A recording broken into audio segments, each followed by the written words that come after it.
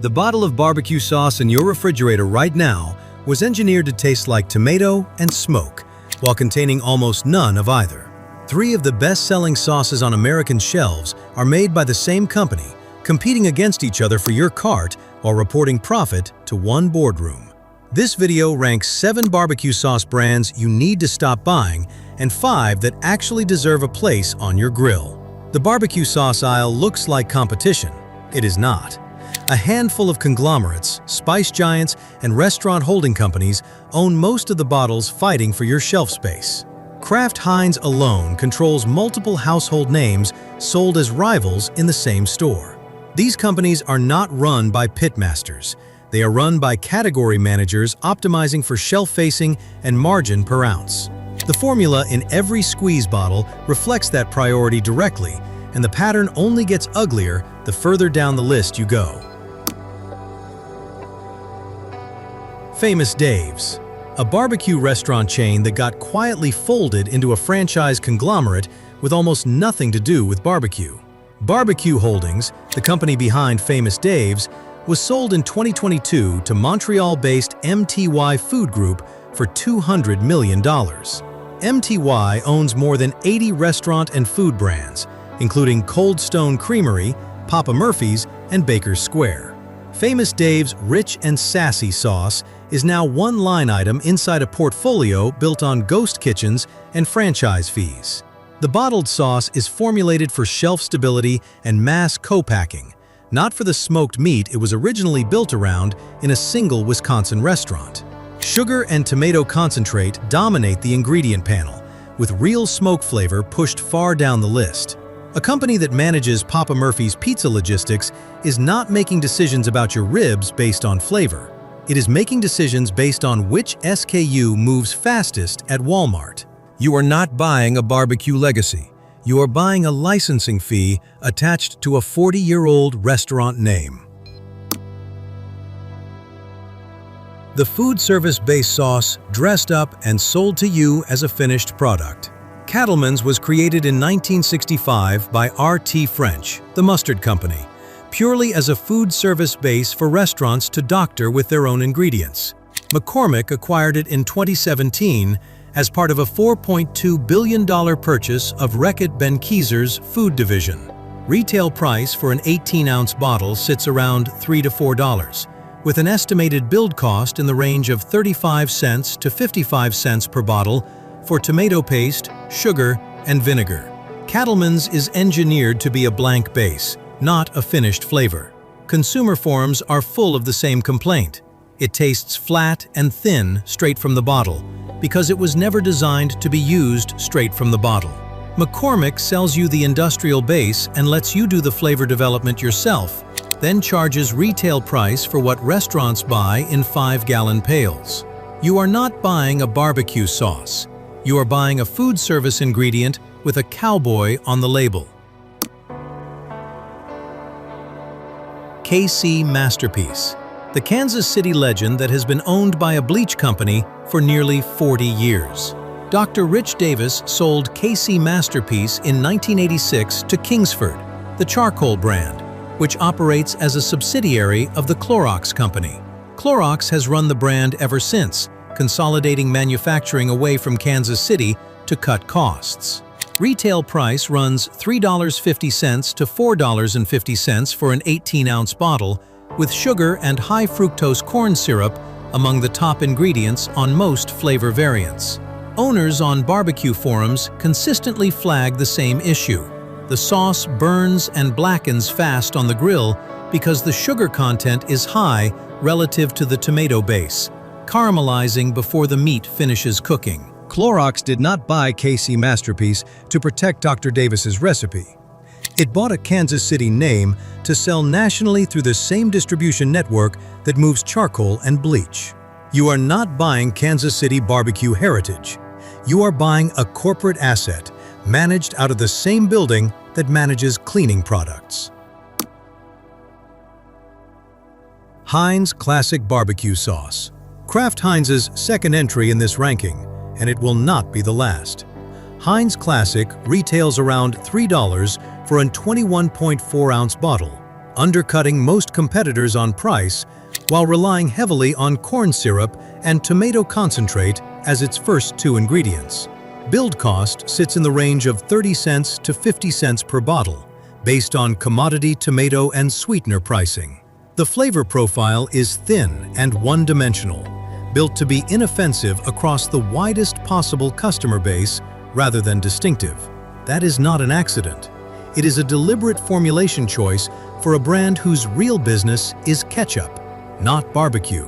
Kraft Heinz treats barbecue sauce as a shelf extension category for a company that already dominates the tomato condiment supply chain, not as a craft product worth developing on its own. You are not buying a barbecue specialist.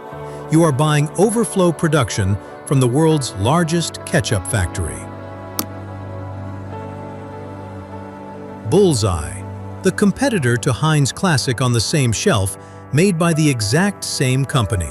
Bullseye and Heinz Classic barbecue sauce are both Kraft Heinz brands, stocked side by side in the same condiment aisle as though they are fighting for your dollar. Bullseye retails slightly higher, around $3.50 to $4, marketed with a smokier positioning despite a nearly identical corn syrup and tomato concentrate base. This is not product differentiation. It is shelf space multiplication. One company occupying two positions on the same shelf captures more real estate and blocks smaller competitors from getting stocked at all. The illusion of choice is the business model. You think you are picking between two brands. You are picking between two bottles, filled by the same supply chain, reporting to the same earnings call. You are not choosing a sauce. You are choosing which bottle of the same company's product gets your money today. Before we continue, I wanted to tell you something quick. My dad, who got me into grilling and backyard cooking, bet me I would never hit 10,000 subscribers. He thinks I am wasting my time. So if you are enjoying this video, hit that subscribe button and help me prove the old man wrong. Let's settle this bet once and for all. Let's continue. Sweet Baby Ray's, the best-selling barbecue sauce in the country, and proof that winning the shelf war has nothing to do with winning on ingredients. Sweet Baby Ray's was sold in 2003 for $30 million to Ken's Foods, the Massachusetts salad dressing company. Under Ken's ownership, the brand has grown into an operation reportedly worth $600 million or more, expanding into dozens of flavors, while retail price stayed near $3 to $4 for an 18-ounce bottle. High fructose corn syrup appears at the top of the ingredient list on the original recipe. The sauce outsells the next several competitors combined, according to industry reporting on the barbecue sauce category. That dominance is a marketing and distribution achievement built on shelf placement and price point, not a formulation breakthrough. Ken's Foods did not need to improve the recipe to win. It needed to out-distribute everyone else in the category, and it did. You are not buying the best barbecue sauce in America. You are buying the sauce with the best trade deals at Walmart. Kraft Original Barbecue Sauce, the final piece of the puzzle, and the most damning one on this entire list. Kraft Original, Bullseye, and Heinz Classic are all owned by the same parent company, Kraft Heinz. 3 separate bottles, 3 separate brand identities, 3 separate positions on your grocery shelf, 1 shared earnings statement. Kraft Original retails around $2 to $3, the cheapest of the 3, positioned as the value option in a lineup the company itself created to look like a competitive market. This is not 3 companies fighting for your loyalty. It is one company running a controlled experiment on price sensitivity, flavor positioning, and shelf psychology, using your grocery cart as the test lab. The pattern across the entire avoid list closes here.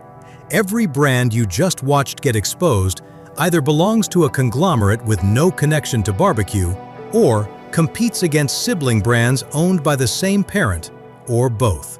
You are not choosing a barbecue sauce brand. You are choosing which shelf position inside one company's portfolio gets to keep your business. Number 5 on the worth buying list. Head Country survives because it built its reputation on competition circuits, not grocery shelf deals. Head Country has been made in Oklahoma since 1947 and remains produced by Head Country Inc., not a spice conglomerate. In response to consumer demand, the company reformulated its entire lineup to eliminate high fructose corn syrup, and every current bottle is gluten-free with no added preservatives. It is used by championship pitmasters and competition judges as a trusted glaze and marinade base. Compare that directly to KC Masterpiece. Both claim Midwest barbecue heritage, but only one is still independently produced by the family that built the recipe.